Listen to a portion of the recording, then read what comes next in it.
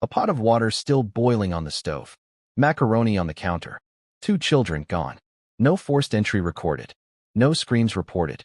No witnesses who could say with certainty what happened after those cabin lights went dark. Just a meal that never got finished and 46 years of silence. That is one of 4 cases on tonight's episode. A father vanishes from New Hampshire and his 9-month-old son turns up 90 miles away, wrapped in orange towels, placed in a cardboard box on the steps of a government building. Someone made sure that baby was found. No one has ever explained what happened to the father. A 26-year-old man's truck is discovered burning on a remote logging road that does not exist on any GPS map, over 700 miles from where he started. His phones are smashed. His wallet gone. Police say there is no evidence of foul play. A teenager walks out of his house at dawn, smashes his phone on the pavement, sends one final text, and disappears into the Alaskan morning. None of these cases are closed. All of them have families still waiting.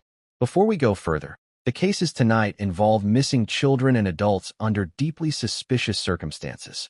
Viewer discretion is advised. Welcome to Cold Case Chronicles. If you are new here, this channel exists for one reason: to give these cases the attention they deserve. We go deep every single week into the files that time forgot and institutions abandoned. Hit subscribe right now. You will not want to miss what is coming next. And drop a comment. Tell us where in the world you are watching from. Now, let's get into it. On the morning of April 3rd, 1977, a 9-month-old baby boy was found on the steps of the Massachusetts State House in Boston. He was wrapped in 2 orange towels and placed carefully inside a cardboard box. He was calm. He was fed. He was unharmed. His name was Aaron. His father was Stanley Bassett, 29 years old, of Franklin, New Hampshire. And from that morning forward, Stanley has never been seen or heard from again. To understand why this case is more than a routine missing persons report, you need to know who Stanley was in the years before he vanished. Stanley had operated a natural food store called Nature's Gardens on Main Street in Pennacook, New Hampshire. On the surface, it was a legitimate small business. Beneath that, police had identified it as one of the most significant marijuana distribution points in the local area. In April 1975, the store was shut down and Stanley was arrested. He served 4 months of a 1-year sentence and was placed on a work release program, working during the day, returning to custody each night. It was during that work release period that Stanley told his family something that has never been explained. He said he had noticed a car following him. He told them directly that he feared for his life. The car was never identified. The driver was never traced. Whatever Stanley knew about who was watching him, he did not say enough for investigators to act on it. By April 1977, he was out, on probation, and raising his 9-month-old son, Aaron, alone. His third wife had relocated to California. He also had a 4-year-old son named Shane from a prior relationship. He lived in a house on Salisbury Road owned by his parents. He had 5 dogs. His family described him as someone who had built his entire routine around his children and his animals. He never left without arranging care for the dogs. Not once. On April 2nd, 1977, Stanley was last seen in Franklin with Aaron. The following morning, Aaron was found in Boston, 90 miles away, carefully wrapped and deliberately placed where he would be found. Police went to the Salisbury Road house. A window on the back door had been smashed. Forced entry. What was taken, if anything, was never established. 3 weeks later, the house was broken into again. No suspect was ever named. No body was ever found. Stanley's case was not formally entered into the National Missing Persons System until January 2022, 45 years after he disappeared. There is one final detail about this case that rarely gets mentioned. The baby found on those State House steps, Aaron, grew up and in 1991 was convicted of second-degree murder in New Hampshire for killing his pregnant girlfriend and burying her in the basement of his home. He was sentenced to a minimum of 40 years. The son Stanley appeared to protect on the night he vanished became the subject of a serious criminal case of his own. Whatever happened on Salisbury Road on the night of April 2nd, 1977, its consequences reached further than anyone could have foreseen. Stanley Bassett would be 77 years old today. He is described as a white male, 6 feet 5 inches tall, blonde hair, hazel eyes, weighing between 160 and 180 pounds. He has a scar on his leg from a prior hunting accident and may go by his middle name, Shane. If you have any information about his disappearance, contact the Franklin Police Department at 603-934-2535. Coming up next, a 16-year-old in Anchorage, Alaska walks out of his house at dawn, smashes his phone on the pavement, sends one final text, and vanishes. 2 years later, his mother is still receiving messages she believes are from him. That case is next. At 5:30 in the morning on May 18, 2024, David Roberson came downstairs into his kitchen and found his 16-year-old son, Mason, visibly drunk, microwaving pizza. What followed was a confrontation. Mason threw the plate to the floor and stormed back down to his basement bedroom. That was the last time his parents saw him. To understand why this case goes deeper than a standard teenage runaway, you need to understand who Mason Roberson was. Mason Aaron Roberson was not a troubled stranger to his family. He was the center of it. His parents, David Roberson and Marty Romero, described a household built around togetherness. Fishing trips on the Kenai River, annual Hawaiian vacations, daily meals together. Mason was homeschooled, academically advanced, already through his 10th grade curriculum and on track to graduate a full year ahead of schedule. He was passionate about gaming, Rainbow Six Siege, Valorant, Roblox. He was sharp, introverted, and by every account from his parents, a homebody. He had never voluntarily spent a night away from home. Not once. But Mason had been carrying loss since childhood. He had lost his brother. He had lost multiple other family members over the years. By his mid-teens, that grief had settled into depression. He had started drinking from the family's liquor cabinet, and when his parents confronted him about it, he explained it himself. The alcohol made him feel less depressed. It numbed the things he did not want to think about. He was on prescription medication for his mental health. His parents knew the full picture and were actively trying to help him. On the morning of May 18th, that help came too late. After the confrontation in the kitchen, hours passed. David and Marty noticed Mason was not responding to their text messages. They went to check on him in his basement bedroom. He was gone, out through the basement door. He had left without his medication, without his ID, and without a single dollar. He was wearing a gray t-shirt, gray shorts, and white tennis shoes. In Anchorage in May, nighttime temperatures still dropped sharply. A neighbor's Ring doorbell camera captured what happened next. In the 14,000 block of Venus Way in Anchorage's Ocean View neighborhood, Mason was recorded staggering down the street. At one point, he reached into his pocket, pulled out his phone, and threw it hard onto the ground. The sound of the impact was audible on the recording. He then sent a final text to his family. It read, "I genuinely don't need you."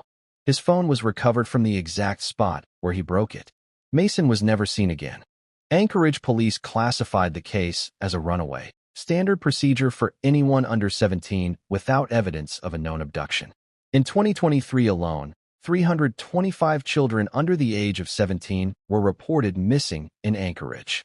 The department's resources are spread across a high volume of cases, and without an immediate red flag pointing to kidnapping, Mason's disappearance moved through the system as a runaway report. But the details made that classification difficult to hold. Mason had no money, no ID, no medication he needed daily, no local friend network capable of sheltering him long-term, and no history of disappearing. Several local community members who followed the case noted that for a homebody gamer with primarily online friendships, it was hard to imagine a local teenager who could hide him this long or this well in a city like Anchorage. Tips came in. Possible sightings were reported. His mother Marty filed a police report and posted signs with Mason's photograph throughout Anchorage. His parents offered a $10,000 reward for information leading to his safe return. It has gone unclaimed. On November 1st, 2024, Mason's 17th birthday, Marty received a text from a number with a San Pedro, California area code. The message read, "Long time, no see, I hope you're all right."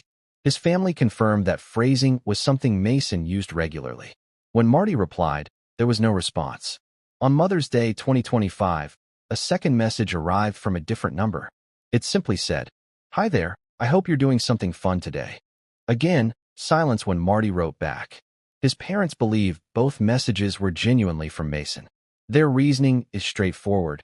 A hoaxer or scammer would continue the conversation to extract something. These messages arrived once and stopped. That pattern is consistent with someone who wanted to make contact but did not want to be found. Two of Mason's friends separately reported that before he disappeared, he had spoken about running away to California. Investigators believe he may have connections to California or British Columbia, Canada.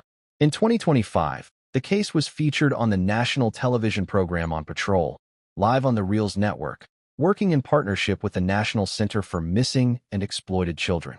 In May 2026, 2 years after his disappearance, NCMEC released the first age-progressed image of Mason showing what he may look like today at 18. His parents describe living in the space between grief and hope. They have kept his phone repaired and ready. They want to return it to him. Mason Roberson is now 18 years old. He is described as a white male, 5 feet 7 inches tall, approximately 160 pounds, brown hair, brown eyes, and wears glasses. If you have any information, contact the Anchorage Police Department at 907-786-2627, case number 24 to 12554. You can also reach the family directly at findmasonr@gmail.com or contact the National Center for Missing and Exploited Children at 1-800-THE-LOST.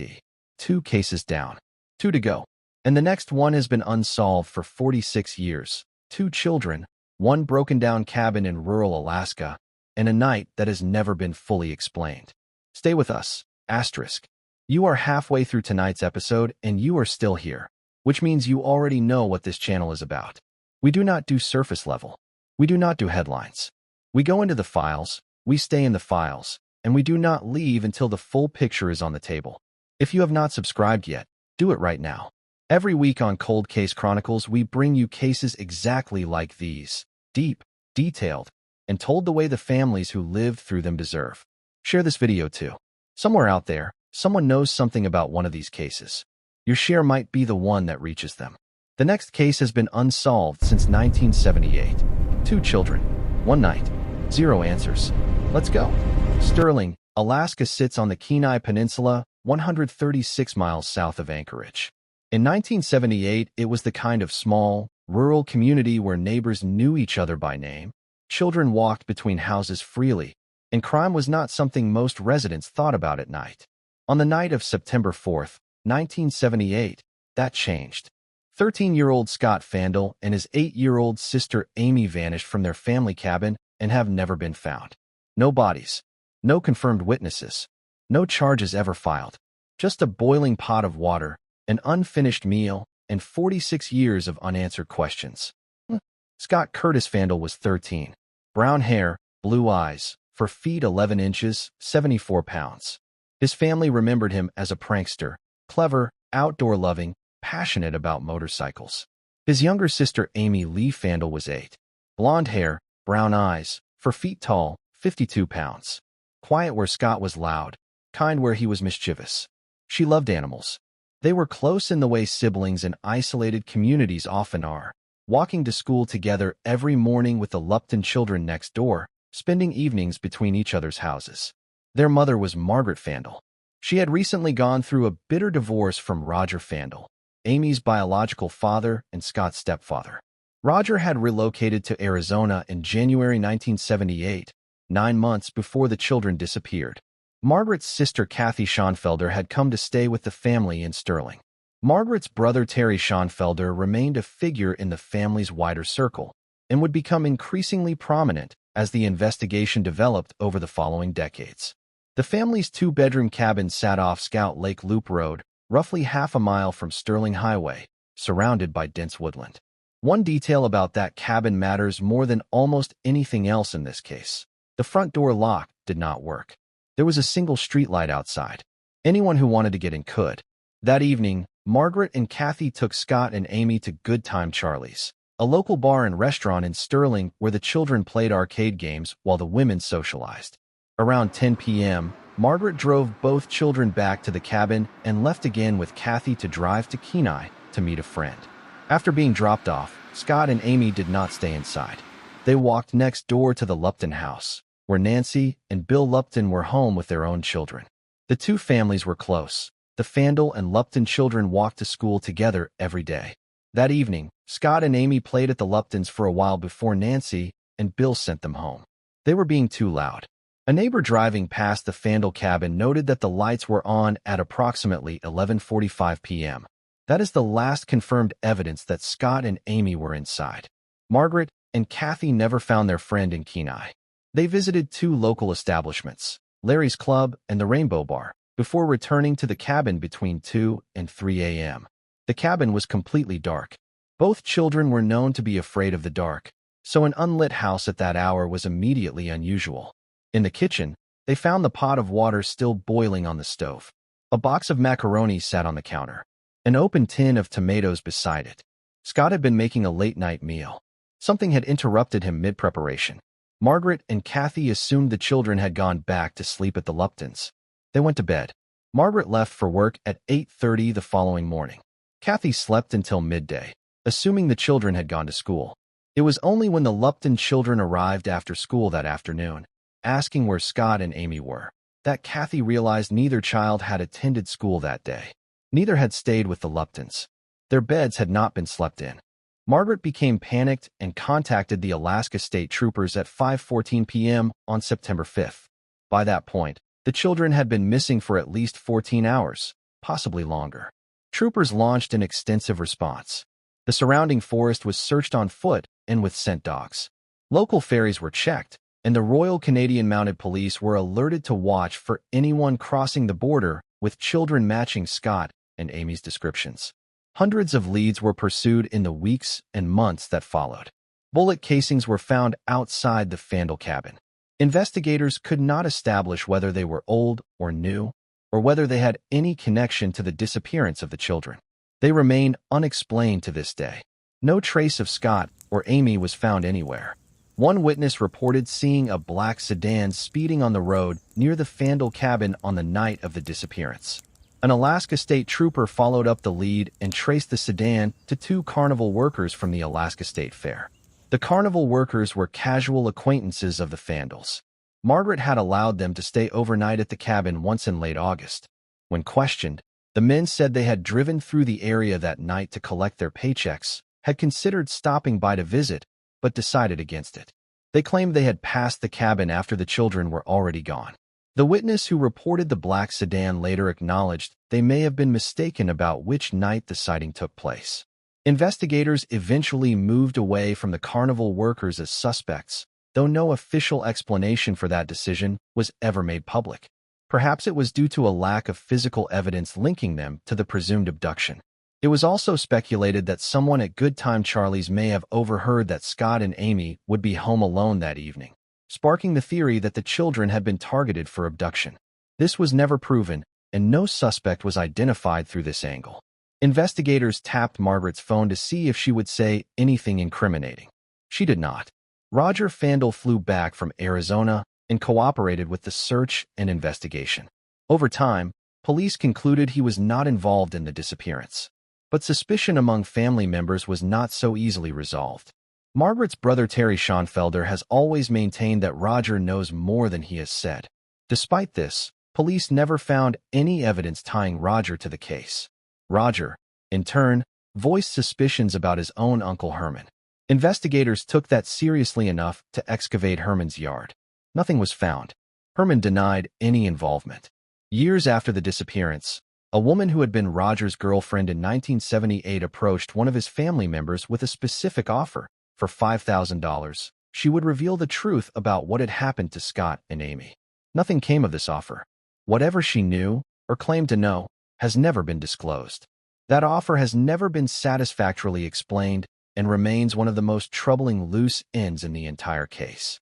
In 1984, retired Alaska State Trooper Chuck Hagan, who had worked the original investigation, received information that someone who had lived in Haines, Alaska had recently moved to Page, Arizona, with two children matching the descriptions of Scott and Amy. Hagan flew to Arizona personally to investigate. The lead did not hold. At a separate point in the investigation, two bodies were discovered that briefly drew attention as a potential match for the Fandel children. DNA testing ultimately ruled them out. The bodies were identified as two girls who had gone missing in December 1978 from Forestville, California. That case also remains unsolved. A Facebook page titled Scott and Amy Fandel Missing was created by advocates in the hope that someone with information would eventually come forward. Online investigators noted a woman with the same name as Amy appearing to interact with Roger Fandel on social media. That woman has publicly denied being the Amy Fandel from this case. Separately, users identified what they believed to be a Facebook account belonging to Margaret, in which she posted about missing her son, but made no similar mention of her daughter. This detail has been widely discussed in online true crime communities. No conclusions have been drawn from it officially.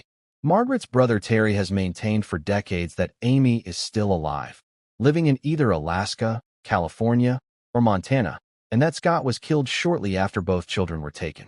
This remains his personal theory. No physical evidence supports it. No authority has confirmed it. But Terry has never stopped saying it. The Fandel family cabin burned to the ground several years after the children disappeared. How or why it burned has never been clearly established. No charges have ever been filed. No suspects have ever been officially named. No remains have ever been recovered. If Scott and Amy are alive today, Scott would be 61 years old and Amy would be 55. Scott Curtis Fandel. White male, brown hair, blue eyes, 4 feet 11 inches, 74 pounds at time of disappearance. Amy Lee Fandel. White female, blonde hair, brown eyes, 4 feet 0 inches, 52 pounds. Last seen wearing a red and blue striped vest, striped jeans, and a sweatshirt. If you have any information about what happened to Scott and Amy Fandel, contact the Alaska State Troopers at 907-262-4453. One case left. A 26-year-old man drives away from a storage unit in Alberta, Canada.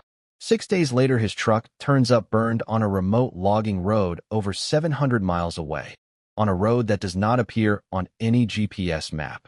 Police say there is no evidence of a crime. His family says the evidence was right there and nobody looked at it. That case is next. On November 17, 2019, 26-year-old Marshal Iwaasa visited his mother at her home in Lethbridge, Alberta. He told her he needed to retrieve some computer equipment from a shared storage unit before driving back to Calgary. He left her house. That was the last time anyone confirmed seeing him. What happened in the 6 days that followed is one of the most forensically suspicious missing persons cases in recent Canadian history, and one of the most institutionally mishandled. Marshal Iwaasa was born on January 3, 1993, in Lethbridge. He was studious, quiet, and by his family's account, private about his struggles. He had been enrolled at the Southern Alberta Institute of Technology in Calgary. What his family did not know at the time was that he had been placed on academic probation and had eventually dropped out without telling them. In the weeks before he disappeared, he had also allowed his mobile phone plan to lapse, again, without explanation. These are not the actions of someone in crisis on the surface. They are the actions of someone managing private pressure alone, keeping the people closest to him at a careful distance from whatever was building. That Sunday evening, Marshal attempted to access his storage unit multiple times, but the facility was closed. Surveillance footage confirmed he finally gained entry when the facility opened at approximately 6 a.m. on November 18th. He remained inside the unit for over 2 hours. His last verified contact with anyone was at 8:30 a.m. 6 days later, on November 23rd, hikers discovered his truck on a remote logging road near Pemberton, British Columbia. The distance from Lethbridge to that location is over 700 miles, a 14-hour drive. The truck had been burned. Scattered around it were items belonging to Marshal, his ID, clothing, a damaged laptop, and 3 smashed mobile phones.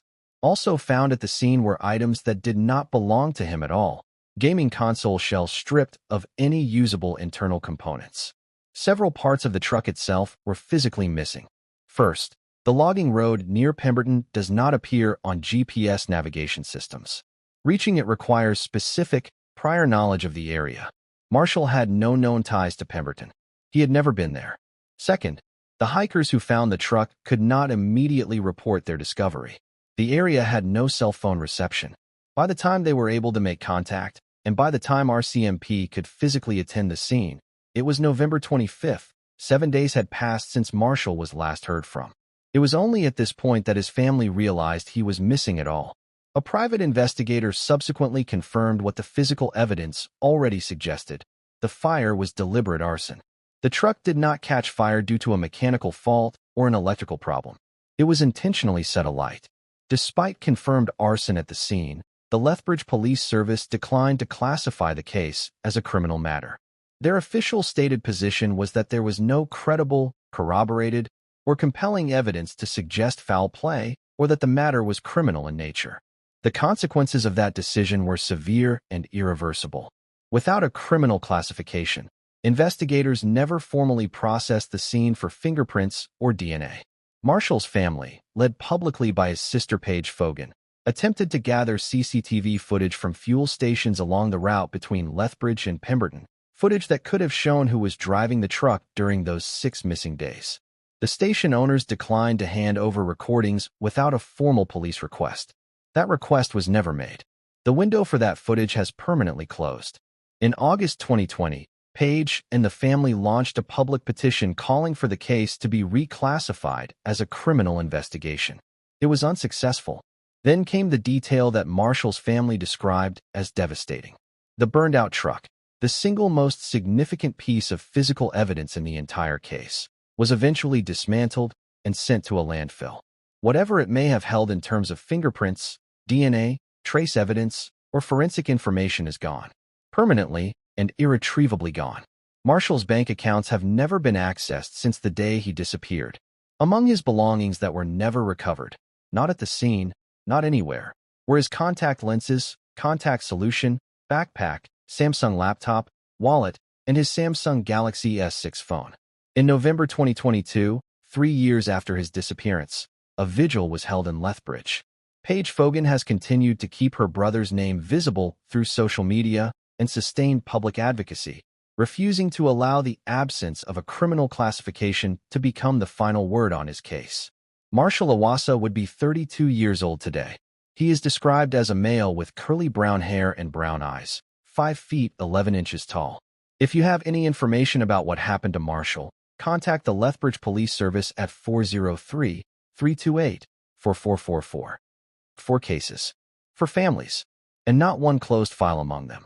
The closing is next, and there is something important that connects every single one of these stories that we have not said yet.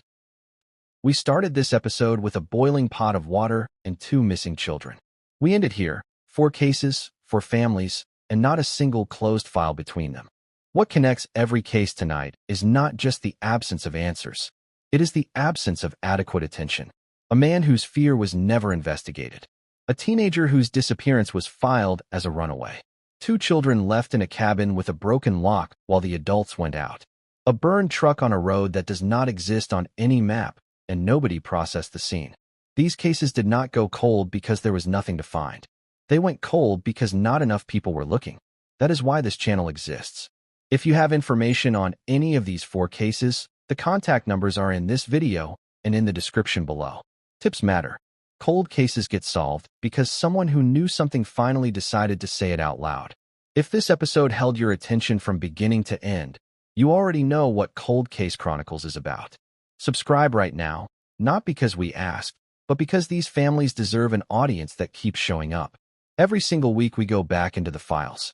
Every single week there are more names that deserve to be said. Share this video. It takes 5 seconds, and it may reach the one person who has been sitting on information for years. And leave a comment below.